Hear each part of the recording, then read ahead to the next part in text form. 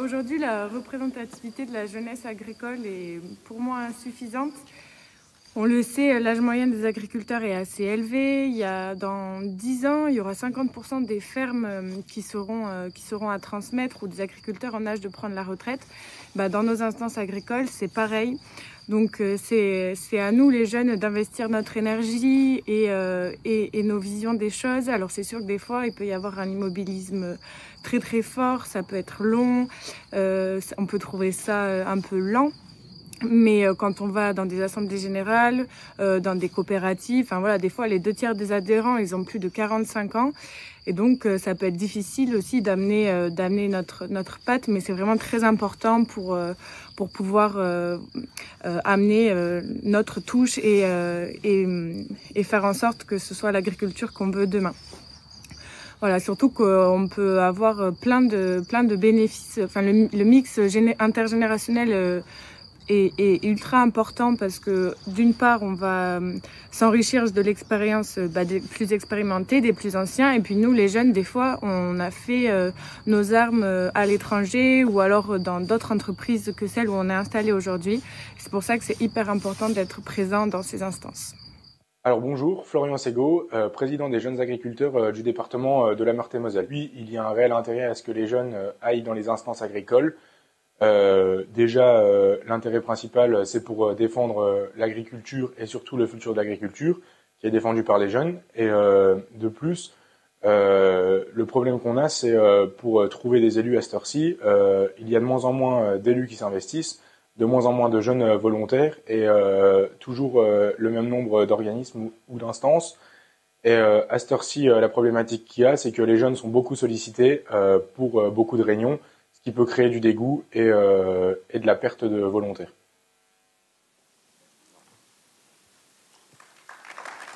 Alors il y a un petit paradoxe quand même, c'est qu'on sent qu'il y a de moins en moins de personnes qui siègent dans les différentes, qui s'impliquent, et en même temps, des JA nous disent qu'on leur laisse pas la place. Alors c'est assez étonnant. Est-ce qu'il y a Monsieur le ministre, est-ce qu'il y a des choses à faire justement pour faciliter ça, ou est-ce que c'est un paradoxe qui concerne toute l'implication de façon générale? Oui, alors évidemment, avec l'âge que j'ai, je finis par penser qu'on finit quand même par penser comme un vieux, quoi, si je peux dire. Donc c'est pas nouveau que les jeunes disent les vieux nous laissent pas la place, enfin les plus anciens ou les plus âgés, pardon, il faut quand même pas se mettre dans toutes les catégories. Et c'est pas nouveau que les plus anciens disent il y a plus de jeunes qui s'engagent. Et quand même, il y a des jeunes qui s'engagent. Donc il faut quand même avoir un regard plus... Après, la difficulté, c'est les formes d'engagement maintenant. C'est-à-dire que je pense qu'on a beaucoup de gens, alors je ne parle pas du monde agricole, en général, qui s'engagent pour une cause le temps d'un moment et qui ne s'engagent pas sur une durée plus longue. C'est-à-dire qu'on ne voit pas se transformer l'engagement. On a une cause, un moment qui est environnemental, qui est sociétal, qui est géopolitique, et puis ces gens-là redisparaissent, puis réapparaissent autrement, mais en fait... pourquoi? Parce que souvent, d'ailleurs, il n'y a pas de collectif qui les organise. Deuxième élément, je pense que quand même, alors en particulier dans le monde agricole, il y a quand même une espèce de cursus honorum, comme on dit, une espèce de capacité à commencer. D'ailleurs, votre ancien président des JA et votre nouveau président, c'est tout à fait la symbolique de on commence au niveau cantonal, on monte, et puis on finit président. C'est comme ça que c'est. On n'est pas prévenu, puis paf, on arrive président. Mais il y a peu de secteurs qui sont capables de faire ça avec en plus, ce qu'on a oublié souvent, c'est du parrainage, si je peux dire, et de la formation. C'est-à-dire que le monde agricole est un des rares secteurs en termes d'organisation syndicale encore en capacité, à ce point-là, d'organiser son propre remplacement au sens des forces syndicales par un cursus de formation. Quels sont les écueils pour moi? Le premier, c'est... On redémarre à notre point, si je peux dire, c'est quand vous avez autant d'écueils personnels sur votre exploitation, vous avez quand même moins de temps disponible, y compris intellectuellement, pour aller vers l'engagement vers les autres. Parce que déjà, vous avez votre situation personnelle à gérer. Et d'ailleurs, je sens ça chez beaucoup de jeunes qui sont engagés. C'est quand même... moi, je parle de la colère et de la détresse des autres, mais qui va penser à la mienne? Et ça, c'est un sujet sur lequel il faut veiller, parce qu'il faut pas que parce que c'est quand même celui qui prend les responsabilités qui se fait engueuler en disant t'as rien obtenu ou t'as pas obtenu ou t'as obtenu. Et donc il y a un travail à faire là-dessus. Donc premier élément, c'est quand même celui de, dans un moment de crise, c'est plus compliqué de s'engager parce qu'il faut qu'on soit sur sa affaire, mais personne ne peut comprendre qu'on se dise bah ça va pas trop bien et alors et tu sais pas, je fiche le camp quoi. Et il y a un deuxième sujet, c'est quand même de dégager du temps. Donc c'est tout ce qu'on travaille aussi autour des services de remplacement et autres. Il faut qu'on dégage du temps ailleurs, donc du salariat et que l'État fasse sa part là-dessus, parce que c'est le dernier élément que je veux dire, on a besoin de jeunes qui s'engagent dans des organisations, parce que sinon, on a un problème d'interlocuteur dans cette affaire-là. Et un accompagnement financier pour le service de remplacement. Le service de remplacement, on va améliorer. Comme je suis en période de réserve, je ne fais pas la promotion, hein, parce que je fais ce qu'on dit sans en faire trop et des masses. Mais oui, bien sûr, c'est pour ça qu'on a un peu travaillé sur cette question-là et qu'on va poursuivre le travail, y compris ce qu'on a mis dans la loi d'orientation. Parce qu'on a besoin de donner des moyens pour dire qui pour se reposer, parce qu'il y a aussi le monde agricole est un monde où moi, quand j'ai commencé dans une chambre d'agriculture il y a presque 30 ans, quand vous disiez à vos professionnels vacances, c'était quand même ça restait le gros mot quand même. Il y avait une forme de fierté d'ailleurs de dire non, on n'est pas comme les autres, on ne prend pas de vacances. Ça a bien changé. Enfin, ça a bien changé. Oui, d'abord, on en prend toujours beaucoup moins que dans les autres secteurs, objectivement, et singulièrement dans certains secteurs d'activité agricole. Et deux, il y a un peu cette culture-là. Mais donc, un, le service de remplacement sert à ça, et deux, il sert à s'engager. Et trois, ça c'est la pierre côté des responsables publics, il faut que l'engagement et le dialogue et parfois la confrontation produisent des résultats. Parce que sinon, c'est un engagement à vide, en fait, d'une certaine façon. Donc voilà un peu ce que je peux vous dire là-dessus. Jean-Baptiste, est-ce que le frein principal, c'est le temps, justement, ou comment vous faites-vous? Comment vous organisez? Déjà, j'avais une petite réaction à vos propos. Vous dites, à juste titre, que quand on s'engage et qu'on est responsable syndical, on est entre le marteau et l'enclume, donc on se fait engueuler. Moi, j'ai envie de vous dire, aidez-nous à ne pas nous faire engueuler, accélérer un petit peu les réformes et puis que ça avance. Voilà. Voilà. Donc, à un moment, et je le comprends, et on le vit, je pense, tous ici, responsables, c'est qu'on veut bien faire le tampon et l'amortisseur, mais à un moment donné, on n'est plus en capacité, nous, d'amortir quoi que ce soit, et on craque, et c'est ce qui donne aussi lieu à des débordements sur certains secteurs qui sont pas acceptables, mais que nous, on n'est plus en capacité de juguler, parce qu'on ne nous écoute plus quand on dit « Attends, il y a ce texte qui va sortir, ça va sortir », et qu'au final, le texte qui sort ne correspond pas à ce qui a été dit ou au desiderata de l'agriculteur en question. Voilà, il y a ça. Donc voilà, là, faut nous aider à plus nous faire engueuler. Je pense que ça peut être un leitmotiv intéressant pour vous. Et donc après, voilà, la question des freins à l'engagement, déjà, il y a ça, et on n'a peut-être pas envie de se faire engueuler tous les 3 jours quand on voit nos collègues présidents de structures qui sont un peu les porte-paroles. On voit qu'à certains moments, c'est pas évident. Après, le temps, on sait que le métier d'agriculteur, forcément, c'est chronophage, parce qu'il y a beaucoup de travail, il y a beaucoup de tâches à accomplir. On travaille avec le vivant, donc on ne peut pas dire ça, je le ferai dans 3, 4, 5 jours. La vache, quand il faut aller la traire, il faut aller la traire. Donc, soit le service de remplacement permet de pallier à ce problème-là en partie, parce que ce n'est pas non plus illimité, et puis il faut trouver une personne qui est en capacité de nous remplacer sur l'exploitation. En filière végétale, on a un petit peu moins ce problème-là, mais quand l'herbe pousse, il faut aller la couper à un moment donné. Quand l'engrais, il faut le mettre à telle période. Voilà. Donc, voilà, on a des délais parce qu'on travaille avec le vivant. Donc, le vivant nous impose un calendrier et quelque chose à faire. Sur un autre frein que je pourrais identifier aussi, c'est la capacité à recevoir toutes les doléances et à les faire remonter.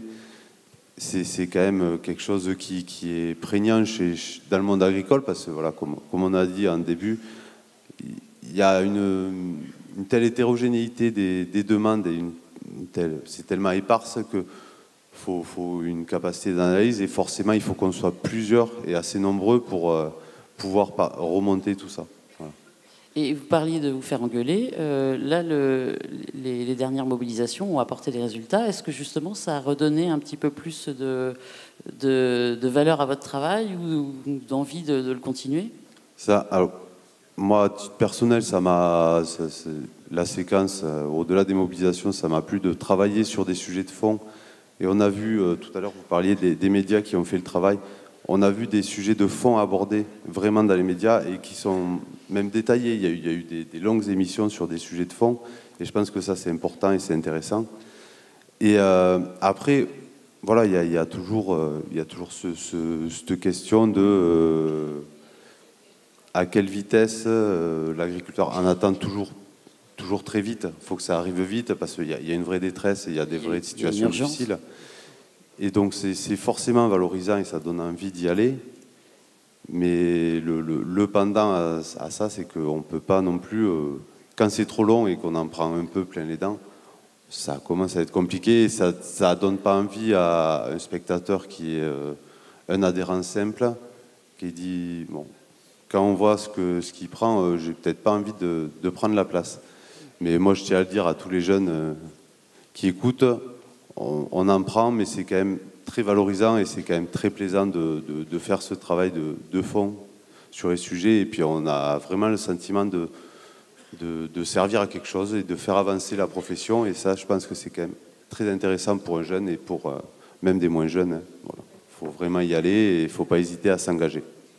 Et est-ce que ça vous a donné envie de vous engager au-delà des JA quand vous serez trop âgé pour être JA? Est-ce que vous avez envie d'aller vers des mandats dans des OPA ou dans une municipalité? Oui, je suis bientôt périmé, j'arrive bientôt à la date, ça sera mon dernier mandat chez JA. Mais après, de toute façon, quand on est responsable syndical dans le monde agricole, on est forcément démarché pour intégrer des OPA, des partenaires.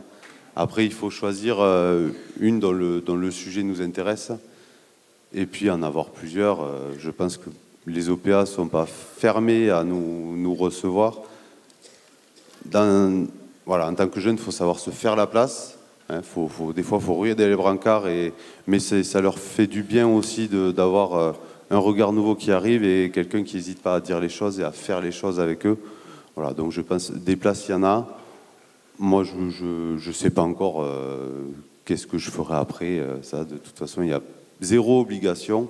Mais voilà, la possibilité, elle y est. L'envie, elle y est. Après, il reste à choisir qu'est-ce qui va nous attirer le plus et puis être accepté aussi au sein des OPA autres. Voilà. Jonathan Aovi, est-ce que vous comprenez ce qui était dans la capsule, l'impression de ne pas être intégré? Est-ce que c'est juste une impression ou c'est vraiment quelque chose qui existe? C'est pas qu'une impression. Les jeunes agriculteurs peuvent se sentir abandonnés en rase campagne, ébroyés du noir. Bon, je m'excuse de dire ça, mais bon.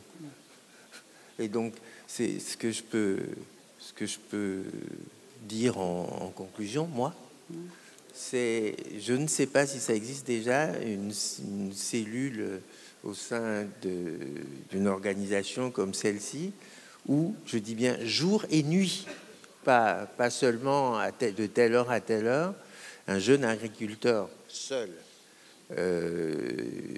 qui est en difficulté, qui broie du noir, peut parler, il n'y a pas besoin de médecin, il n'y a pas besoin de psychiatre, il faut parler.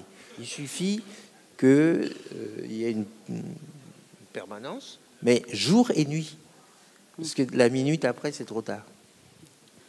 Et par rapport au lien avec les aînés, est-ce qu'il y a une vraie défiance? Est-ce que c'est important de regarder les aînés pour comprendre les plus jeunes?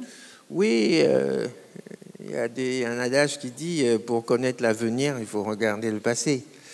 Mais il y a aussi la question de la transformation, la question de la transmission, en sachant que la transmission, c'est pas la répétition à l'identique. Monsieur le ministre l'a dit.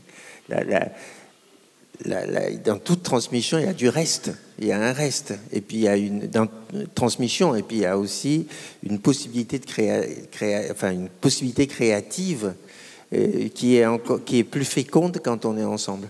Hein, voilà. Eh bien, Monsieur Purseg, il va falloir que vous parliez, parce que vous avez fait une thèse il y a 20 ans sur l'engagement des jeunes. Il y a un petit moment, oui. Vous allez pouvoir nous en parler? Oui, je peux en parler un tout petit peu. Je pense qu'effectivement, comme vient de le souligner monsieur, c'est plus facile de s'engager en créant. C'était plus facile de s'engager dans des organisations qu'il fallait créer qu'en faire ce qui s'est passé au sortir de la Seconde Guerre mondiale. Demander à des jeunes de mettre leurs pas dans les pas de leurs parents, ça ne fait pas rêver pour quelqu'un qui a 23, 24 ans. Et puis, attention, il n'y a jamais eu d'âge d'or de l'engagement. C'est un moment dans l'histoire. L'engagement, ça se construit. L'engagement, ça part, je l'ai dit tout à l'heure, d'une insatisfaction, mais ça part de la nécessité aussi de fonder quelque chose. Bon, on s'engageait d'autant plus facilement à la CUMA du coin, à la COPE, qu'il fallait la créer, parce qu'on voulait façonner l'organisation. Et je pense, allez, je vais mettre les pieds dans le plat, que nous sommes en 2024, on ne pourra pas faire ce qu'on faisait il y a un siècle avec le même nombre d'organisations professionnelles, alors même que 200 000 chefs d'exploitation vont partir à la retraite d'ici peu. Donc il va falloir aussi imaginer de nouvelles façons de penser le fonctionnement des organisations professionnelles, parce qu'elles sont de plus en plus en concurrence les unes avec les autres, parce que les périmètres de l'action ont bougé, parce que les projets entrepreneuriaux des agriculteurs ont évolué.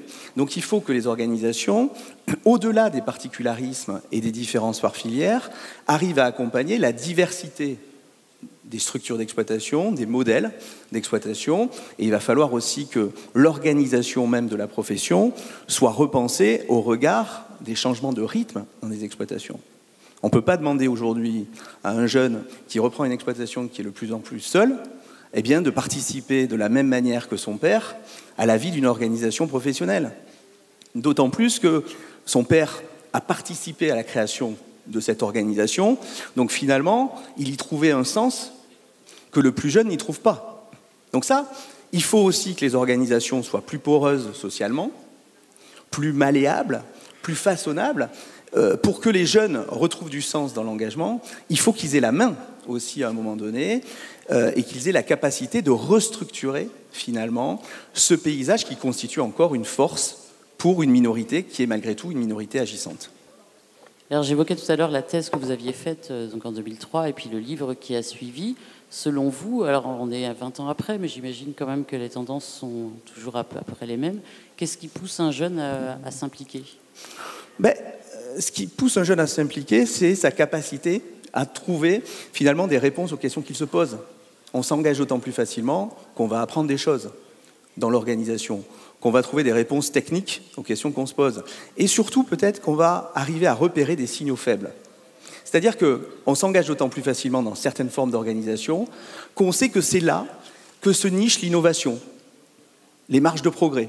C'est-à-dire que les organisations qui font recette chez les jeunes sont celles qui sont en capacité de donner aux jeunes, finalement, des clés de réussite en termes d'innovation sociale, organisationnelle et technique. Donc voilà, il faut arriver à faire en sorte que les organisations permettent encore l'anticipation. On s'engage d'autant plus facilement dans une organisation qu'elle nous permet d'anticiper et qu'elle nous permet de nous projeter. Jean-Baptiste, les gens qui vous rejoignent, ils viennent parce qu'il y a un problème justement ou c'est plus une envie de s'engager ? Chez GIA, on a quand même la particularité, c'est que le premier engagement, il se fait au niveau cantonal et c'est souvent lié au festif et à l'événementiel.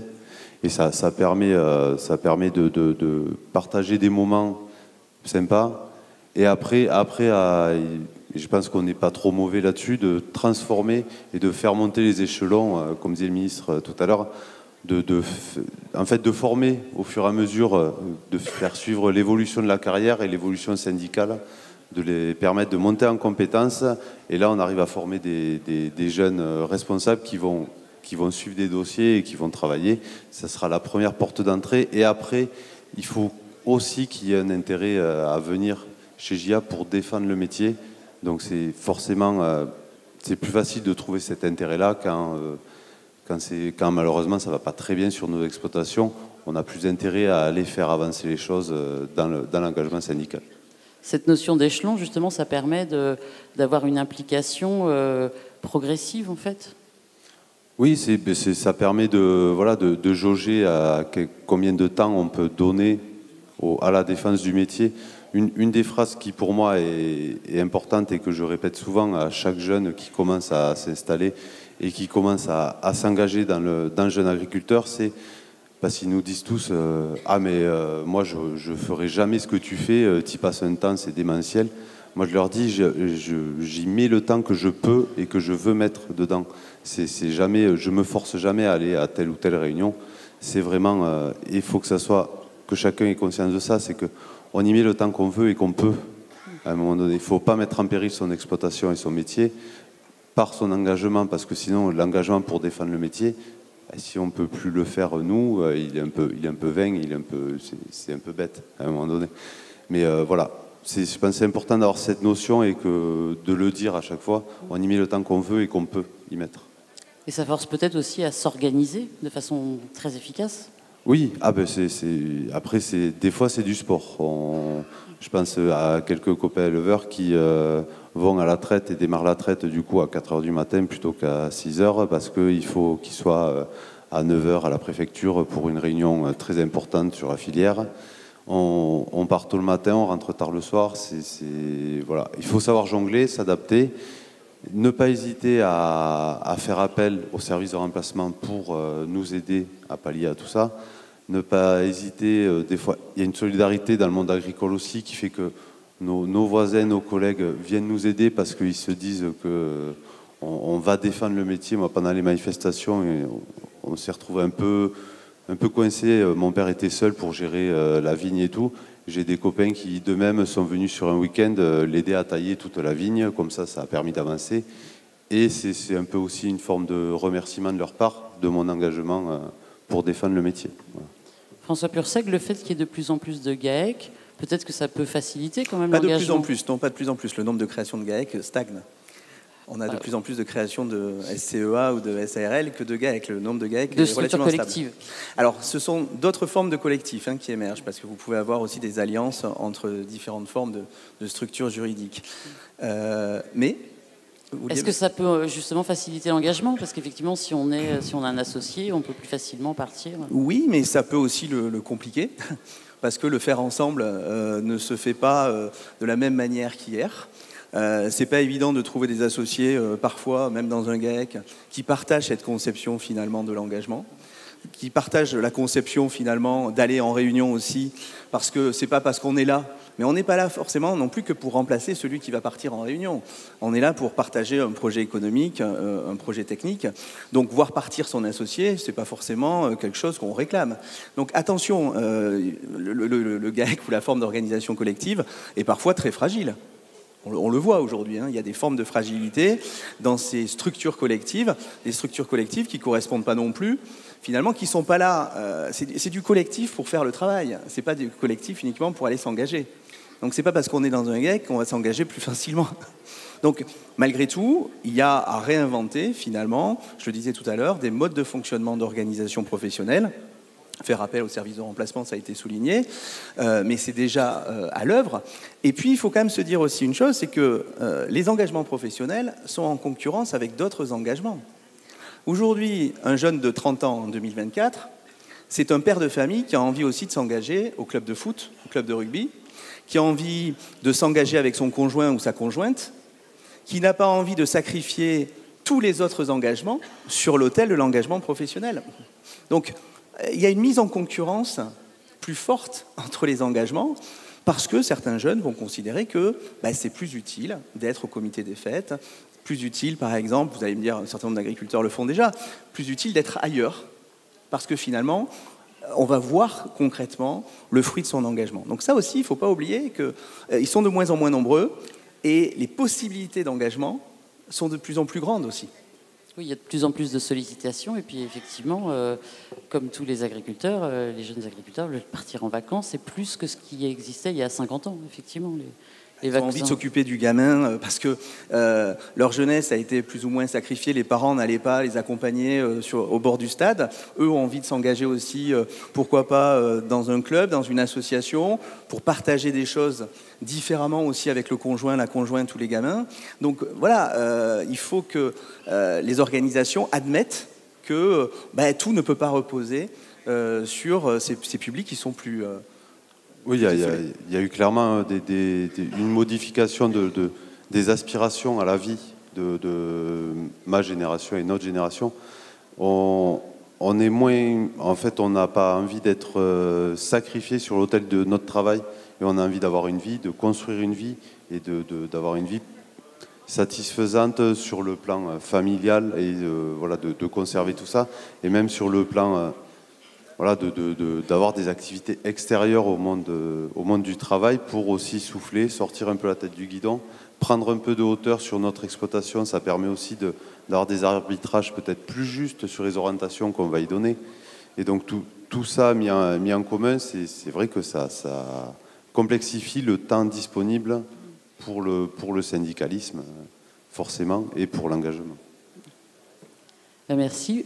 Pour conclure, je vais vous demander, Monsieur le ministre, ce que vous retenez de cette table ronde. Est-ce qu'il y a des éléments qui vous ont le plus marqué? D'abord, je pense que, pour le coup, les jeunes agriculteurs, ils sont très symboliques de ce qu'est la question d'engagement et du collectif dans une logique souvent de long terme. Deuxième élément, alors je pense que il ne faut pas faire c'était mieux avant toujours. Je pense qu'il y a quand même une envie d'engagement plus profonde, avec quand même des choses qui viennent d'être dites, c'est je ne sacrifierai pas tout. Et de la capacité à une espèce d'envie de liberté quand même de je m'engage mais je veux pouvoir me retirer. C'est-à-dire que je ne mette pas le doigt dans un engrenage. Et d'ailleurs, y compris dans les organisations agricoles, désormais, on est dans des sujets qu'on essaie de traiter aussi d'ailleurs dans la loi d'orientation où je veux pouvoir rentrer et sortir. Et pas que ce soit quelque chose qui m'enferme. Et c'est pareil pour l'engagement, me semble-t-il. Troisième élément, on est dans une société qui est extrêmement individualiste et donc ceux qui ne veulent pas s'engager regardent aussi comme ceux qui veulent s'engager avec beaucoup plus de défiance désormais qu'avant. Parce que les gens se sentent parfois moins représentés par ceux qui s'engagent au service du collectif. Et ça, c'est une grande difficulté, me semble-t-il. Ce qui fait que on se fait toujours engueuler, même si on obtient... De toute façon, vous êtes président d'association de club de pétanque, vous vous faites engueuler aussi. Donc, en fait, c'est une règle. Ceux qui ne font rien regardent ceux qui font et les engueulent. Ça se passe comme ça, en fait, la vie. Et on a besoin quand même de réussir à dire, et c'est ma conclusion, en fait, sur le sujet, c'est... on n'aurait pas fait ce qu'on a fait en termes d'avancée, même s'il faut continuer et accélérer, s'il n'y avait pas eu des gens qui étaient engagés.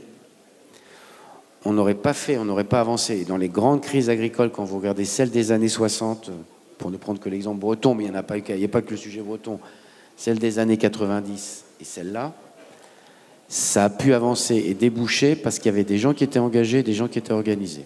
Et que ce n'était pas juste la somme de la demande individuelle et pas juste la somme de la démagogie ambiante. Et heureusement qu'on a des gens, je le dis ce matin devant les GIA, heureusement qu'on a des gens comme vous qui à la fois nous poussent, nous, à aller beaucoup plus loin que ce qui avait été imaginé sans doute, et en même temps qui le mettent dans un cadre d'engagement qui n'est pas le cadre de chacun dit à peu près ce qu'il veut, et en fait, et qui viendrait valider la thèse que c'est la somme des individus qui fait un engagement, ou qui fait la force. Ce qui fait la force et la crédibilité d'un dialogue, parce qu'il y a un besoin d'un dialogue, c'est que quand on parle au président des jeunes agriculteurs, on sait qu'on parle à quelqu'un qui représente du monde derrière et qui est capable de me formuler. Moi, j'ai été très fasciné d'avoir parfois des dialogues avec certains en leur disant « qu'est-ce que vous voulez ?» et que j'ai du mal à avoir une réponse à la question simple de « qu'est-ce que vous voulez ?» Et je suis heureux d'avoir trouvé avec les jeunes agriculteurs, avec la FNSEA, pour dire les choses très clairement, des interlocuteurs avec lesquels il fallait débattre et avec lesquels on n'était pas toujours d'accord, mais au moins qui formulaient une base. Et l'engagement, il sert au collectif à organiser la demande pour qu'après vous puissiez la confronter avec ceux qui y dirigent. Sinon, c'est pas un engagement, c'est la somme d'individualité, mais ça ne produit pas de l'intérêt collectif, ce qu'on a essayé de faire, même si c'est imparfait, j'ai jamais dit le contraire, ces derniers mois. Merci. La table ronde va se terminer. J'invite Pierrick à revenir sur scène pour la suite de la matinée. Merci à vous quatre.